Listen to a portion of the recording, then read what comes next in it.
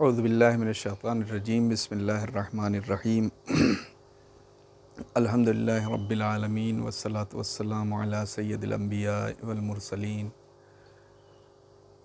حبیب الہ العالمین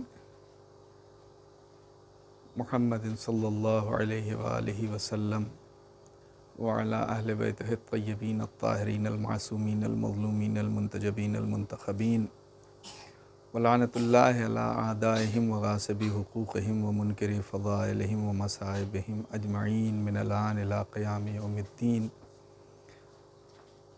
اما بعد،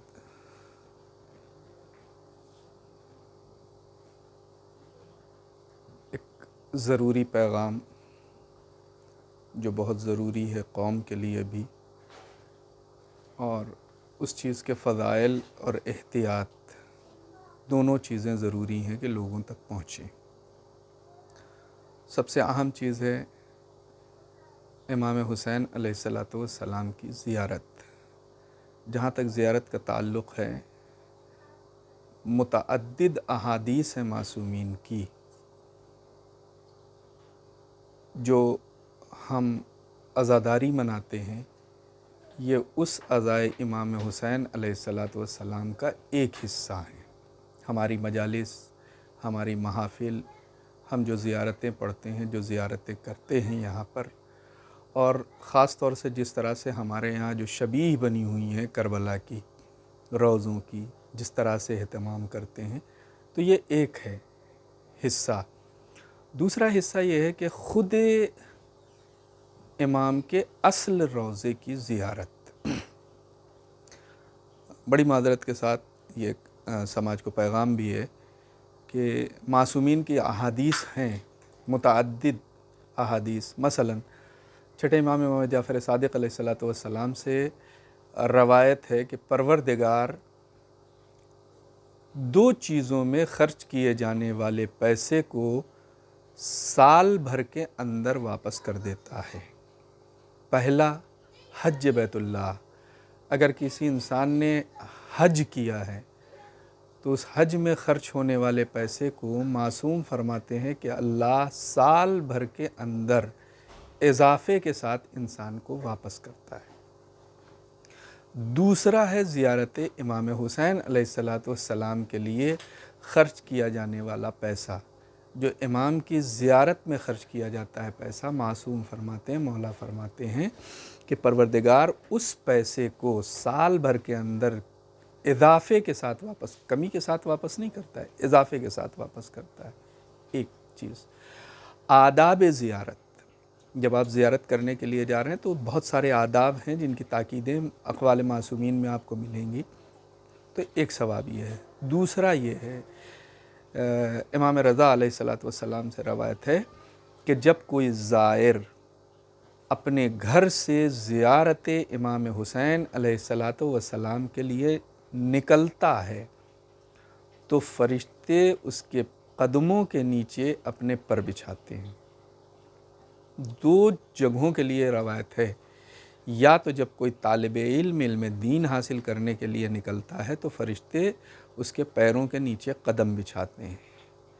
یا جب زائر امام حسین علیہ السلام، میں بڑی تاکید کے ساتھ کہہ رہا ہوں، حج کے لیے میں تلاش کر رہا ہوں کہ حج کے لیے روایت ملتی کہ جب کوئی حاجی حج کے لیے نکلتا ہے تو فرشتے اس کے پیروں کے نیچے اپنے پر بچھاتے ہوں. ایسی روایت نہیں ملی، مگر زائر امام حسین کے لیے یہ روایت ملتی ہے کہ جب کوئی امام حسین کا زائر زیارت کے لیے نکلتا ہے تو فرشتے اس کے قدموں کے نیچے پر بچھاتے ہیں. یہ انسان زیارت کرنے جاتا ہے تو اس کا اٹھنے والا ہر قدم فرشتوں کے پروں کے اوپر پڑ رہا ہوتا ہے. تو آپ سوچئے کتنا خوش قسمت ہے انسان کہ جو زیارت امام حسین کے لیے تو جا رہا ہے لیکن فرشتوں کے پروں پر اپنے قدم رکھتے ہوئے جا رہا ہے. اب اس سے بڑھ کے انسان کی اور عظمت کیا ہو سکتی ہے. امام حسین علیہ السلام ایک زائر کو کتنا شرف دے رہے ہیں. پھر جب یہ زائر چلتا ہوا کربلا کے حدود میں پہنچتا ہے تو پھر معصوم سے روایتیں ہیں کہ کربلا کے مختلف حدود میں فرشتے ہیں جو طواف کر رہے ہیں. مثلا جہاں سے حدود کربلا شروع ہوتی ہے 5000 فرشتے ہیں جو وہاں پر طواف کر رہے ہوتے ہیں. پھر جب انسان اور آگے بڑھتا ہے، حرم امام حسین علیہ السلام کے قریب پہنچتا ہے، تو وہاں کے اوپر روایتیں یہ ہیں کہ 5000 فرشتے وہاں پر ہوتے ہیں جو حرم کا ہر وقت طواف کر رہے ہوتے ہیں۔ اور جب آپ حرم کے اندر داخل ہو رہے ہوتے ہیں تو ہر زائر جب حرم کے اندر پہنچتا ہے، فرشتے پہلی صف والے بھی، دوسری صف والے بھی اور حرم کے اندر بھی، جب زائر پہنچتا ہے تو یہ سارے کے فرشتے آ کے اس کے ہاتھوں کو چومتے ہیں اس کے ہاتھوں کو۔ یہ گویا دنیا میں رہتے ہوئے اس انسان کے لیے پروردگار کربلا کو جنت بنا دیتا ہے، جہاں فرشتے آ کے اس کے ہاتھوں کو چومتے ہیں۔ ہاتھوں کو چوما۔ جب یہ انسان امام کی زری پہ پہنچتا ہے، اور اگر انسان واقعاً خالصتاً امام حسین کے لیے زیارت کر رہا ہے، جہاں پر صرف اور صرف یہ ہو کہ ہماری زیارت قربتاً اللہ امام حسین کے لیے ہے، یا اپنے امام زمانے کے امام کی نیابت میں زیارت کر رہا ہے، تو پھر روایتیں کہتی ہیں کہ جب اذن دخول پڑھ کے، بات آ گئی ہے یہ بھی عرض کر دوں، اذن دخول یہ ہوتا ہے کہ جب انسان کسی بھی معصوم کے حرم میں جاتا ہے، تو جیسے آپ کسی کے گھر پہ جاتے ہیں، دق الباب کرتے ہیں، بیل بجاتے ہیں تاکہ اندر آنے والے کو پتہ چلے یہ معصوم ہیں، ان کے ہاں تو سب کچھ ہے، مگر ان کے گھر میں بھی داخل ہونے سے پہلے آپ اذن دخول پڑھیے۔ روایتیں کہتی ہیں کہ جب کوئی زائر امام حسین کھڑا ہو کے اذن دخول پڑھ رہا ہوتا ہے، یعنی امام سے حرم میں داخل ہونے کی اجازت طلب کر رہا ہوتا ہے، اس وقت حرم کے اندر جتنے فرشتے طواف کر رہے ہوتے ہیں، یہ سب دوڑتے ہیں اس زائر حسین کی طرف اور پہنچ کے اس کے ہاتھوں کو بوسہ دیتے ہیں، اور روایتیں یہاں تک کہتی ہیں کہ یہ فرشتے اپنے حصار میں لے کے اسے امام کی زری تک پہنچاتے ہیں۔ اب سوچئے دنیا میں رہ کے اس سے بڑھ کے اور کیا فضیلت ہو سکتی ہے کہ جنت کے فرشتے انسان کا استقبال کرنے کے لیے آ رہے ہیں۔ یہ امام حسین علیہ السلام کی فضیلت ہے۔ ایسا نہیں ہے کہ اب آپ یہاں تک آ گئے ہیں، آپ نے زیارت کر لی، فرشتے یہاں تک آپ کے ساتھ ہیں۔ روایتیں کہتی ہیں جب زائر کربلا کی زیارت کر کے، رخصت کی زیارت پڑھ کے اور رخصت ہوتا ہے، تو پروردگار فرشتوں کو حکم دیتا ہے کہ جاؤ اور جا کے اس کے وطن تک اسے پہنچا کے آؤ۔ پھر جب انسان وہاں سے چلتا ہے، تو جب آپ ابھی زیارت نہیں کی تھی، صرف قصد زیارت سے نکلے تھے، تو فرشتے پروں کو بچھا رہے تھے۔ پھر جب آپ نکلے ہیں تو فرشتوں کے اندر جوش بڑھ جاتا ہے آپ کے استقبال کا۔ اب ہر فرشتہ دوسرے فرشتے کے آگے بڑھ کے آپ کے قدموں کے نیچے اپنے پر کو بچھاتا ہے کہ یہ زائر حسین واپس جا رہا ہے۔ جب تک آپ اپنے گھر نہ پہنچ جائیں، یہ فرشتے اپنے حصار میں لے کے اپنے پیروں کے اوپر آپ کے قدموں کو رکھواتے ہوئے آپ کے گھر تک آپ کو پہنچاتے ہیں۔ تو اب سوچئے ایک زیارت امام حسین کے لیے کتنا شرف ہے۔ دوسری روایت یہ ہے کہ زیارت امام حسین کی غرض سے جمع کیے جانے والا ہر درہم، روایت کی لفظ درہم ہے چونکہ اس زمانے کا سکہ درہم تھا، آج آپ اپنے زمانے کے اعتبار سے سمجھ لیے، زیارت امام حسین کے لیے جمع کیا جانے والا ہر پیسہ پروردگار کی قبولیت کا ضامن ہوتا ہے۔ یعنی آپ نے جو پیسہ، شرط مال حلال کی ہے، جو پیسہ بھی آپ نے اخراجات میں کمی کر کے امام حسین کی زیارت کے لیے نکالا ہے، یہ نکلنے والا ہر پیسہ پروردگار زیارت پہ جانے سے پہلے ہی اسے قبول کر چکا ہوتا ہے۔ تو آپ سوچیں کتنے زیادہ شرف ہیں، فضائل ہیں۔ تو میں نے اجمالی طور سے ان چیزوں کو ذکر کیا ہے کہ آپ فضیلت زیارت کی سمجھ سکیں، اہمیت سمجھ سکیں۔ اب زیارت امام حسین علیہ السلام آپ نے کی، زیارت کر چکے، کرنے سے پہلے بھی آپ کے لیے کچھ شرائط تھیں، اور زیارت کرنے کے بعد تو اب شرائط آپ کے لیے بڑھ جاتی ہیں۔ جب آپ زیارت کرنے کے لیے گئے ہیں تو پھر قربتاً اللہ اور صرف امام حسین کے لیے اگر زیارت ہے تو پھر جانے سے پہلے آپ کا پیسہ خمس نکلا ہوا ہونا چاہیے، پاک پیسہ ہونا چاہیے۔ پہلی بات تو گزارش یہ ہے کہ اگر آپ خمس کے عادی نہیں ہیں تو زیارت پر جانے سے پہلے اپنے مال کو طاہر کیجیے، اور کم سے کم امام حسین کے لیے اپنی زندگی میں خمس کو ہمیشہ ہمیشہ کے لیے انجام دینا شروع کیجیے، پہلی چیز۔ دوسری چیز یہ ہے کہ زیارت کو اپنے لیے شرف سمجھیے،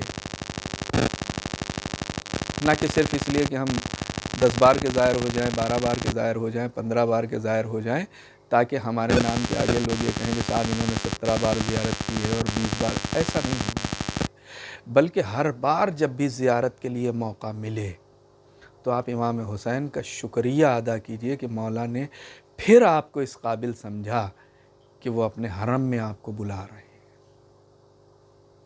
ایک چیز، زیارت کر کے واپس آئے، زیارت کے لیے گئے ہیں تو پھر وہاں دنیاوی چھوٹی چھوٹی چیزوں کو لے کے آپس میں مت الجھیے. ہو سکتا ہے اگر کسی وقت آپ کو کھانا نہیں ملا ہے تو امام حسین کو آپ کو وہاں کی اس وقت کی بھوک ہی پسند ہوگی. اگر کہیں کے اوپر آپ کو پیاس کی شدت لگ رہی ہے اور فرض کیجئے آپ کو آدھا کلومیٹر پیدل چلنے کے بعد پانی مل رہا ہے تو شکر امام حسین کیجئے کہ امام حسین اس وقت آپ کو پیاسا دیکھنا چاہتے تھے. آپ کے اندر کربلا میں گزرنے والی صفات کو امام آپ کے اندر دیکھنا چاہتے تھے. چھوٹی چھوٹی چیزوں کو لے کے اپنی زیارت کے شرف کو کم مت کیجئے. اور جب زائر حسین ہو کے پلٹیے تو پھر زیارت کو اپنا اسٹیٹس سمبل نہ بنائیے، بلکہ زیارت کو اپنے لیے شرف بنائیے کہ امام حسین نے اس قابل سمجھا کہ آپ کو اپنے دیار میں، اپنے دربار میں، اپنے روضے پر حاضر ہونے کا شرف عطا کیا ہے. بہت ساری چیزیں اس ضمن میں آتی ہیں. بہت سے لوگ صاحب حیثیت ہوتے ہیں لیکن اگر ان سے زیارت کے لیے کہا جائے مولا کی طرف سے طلب نہیں کیا گیا. بھائی اگر آپ کو کہیں جانا ہوتا ہے، کوئی سفر درپیش ہوتا ہے، فرض کیجئے صبح آپ کی ٹرین ہے تو رات میں آپ آمادگی کرتے ہیں نا. زیارت امام حسین کے لیے بھی آپ یہ سوچئے کہ مولا پتہ نہیں ہمیں کس وقت بلا لیں. اس سے پہلے خود کو آمادہ کیجئے، کم سے کم خود کے باطن کو تھوڑا سا پاک کیجئے، طاہر کیجئے، تاکہ امام حسین آپ کو جلد سے جلد اپنے پاس بلائیں. صاحب حیثیت ہیں تو پھر یہ مت سوچئے کہ صاحب یہ ذمہ داری پوری ہو جائے. ہاں واجبات کو چھوڑ دیجئے، جہاں تک واجبات کی بات ہے واجبات ضرور انجام دینا ہے، واجبات کے بعد آپ کو کرنا ہے. تیسری بڑی اہم چیز کہ اگر حج واجب ہو گیا ہے، پھر معصومین کے اقوال کا سہارا لیتے ہوئے کہہ رہا ہوں، اگر حج واجب ہو گیا ہے تو پہلے حج ادا کیجئے اور ساتھ میں زیارت کیجئے. ایسا نہیں ہو سکتا ہے کہ حج واجب ہے، اچھا آپ واجب حج کو چھوڑ کے زیارت کرنے چلے جائیں. ہاں ثواب زیارت ہے، لیکن واجبات کو چھوڑ کے اگر آپ جائیں گے تو پھر یقیناً امام حسین علیہ السلام اس نظر رحمت سے آپ کی طرف نہیں دیکھیں گے جس طرح سے وہ اپنے ظاہر کو دیکھتے ہیں. اس لیے کہ پوری کربلا امام حسین نے واجبات کو بچانے کے لیے انجام دی تھی.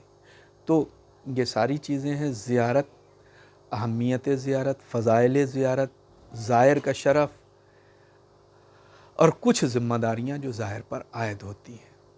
پروردگار سے دعا گو ہوں کہ ہم سب کو بار بار زیارت امام حسین علیہ السلام کا شرف عطا فرمائیں اور واقعاً جیسا امام اپنے ظاہر کو دیکھنا چاہتے ہیں اس اعتبار سے ہمیں بننے کی توفیق عطا فرمائے. والسلام علیکم ورحمۃ اللہ وبرکاتہ.